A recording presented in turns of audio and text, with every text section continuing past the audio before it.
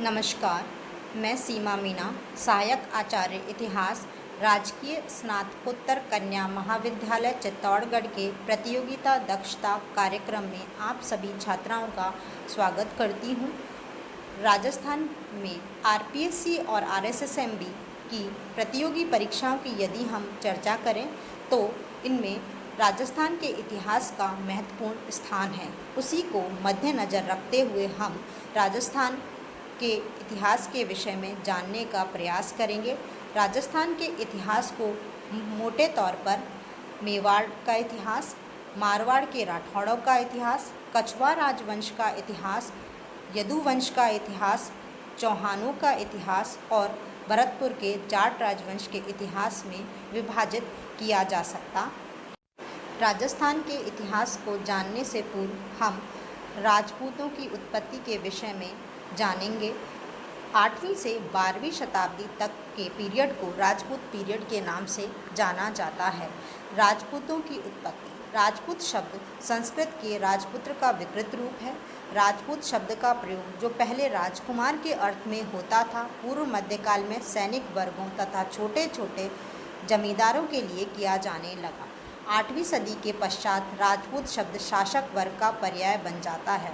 राजपूतों की उत्पत्ति के संबंध में दो तरह के मतों को महत्वपूर्ण माना जाता है। फर्स्ट है विदेशी उत्पत्ति का मत और सेकंड भारतीय उत्पत्ति का मत। विदेशी उत्पत्ति का मत में Colonel James Tod, William Crooke, V A. Smith, Bhandarkar और कनिंघम के मत महत्वपूर्ण हैं। कर्नल जेम्स टॉड राजपूतों को विदेशी सीथियन मानते हैं, जिनका आधार वे बताते हैं कि दोनों जातियां राजपूत और सीथियन के सामाजिक और धार्मिक प्रथाओं में समानता थी, जैसे कि रहन सहन तथा वेशभूषा में समानता, मांसाहार का प्रचलन, रथों द्वारा युद्ध करना और यज्ञों का प्रचलन। विलियम क्रुक राजपूतों के विदेशी उत्पत्ति सिद्धांत का समर्थन करते हैं।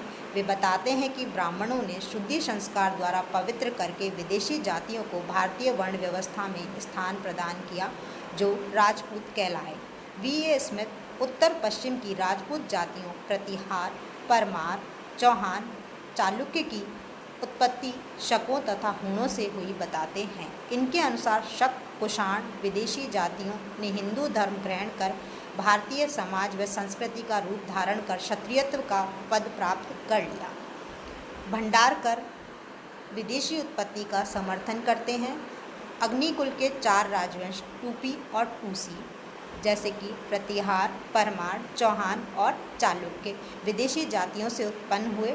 चौहान व गुहिलोद विदेशी जातियों के पुरोहित थे। गुर्जर प्रतिहार वंश खंजर जाति की संतान थे। चंदेल सेनापति आला व उदल बनाकर क्षत्रिय वंश के माने जाते हैं, जो कि कुषाणों से संबंधित थे। कनिंघम राजपूतों को बाहरी क्षेत्र का बताते हैं और ये कहते हैं कि ये यूची जाति के वंशज थे।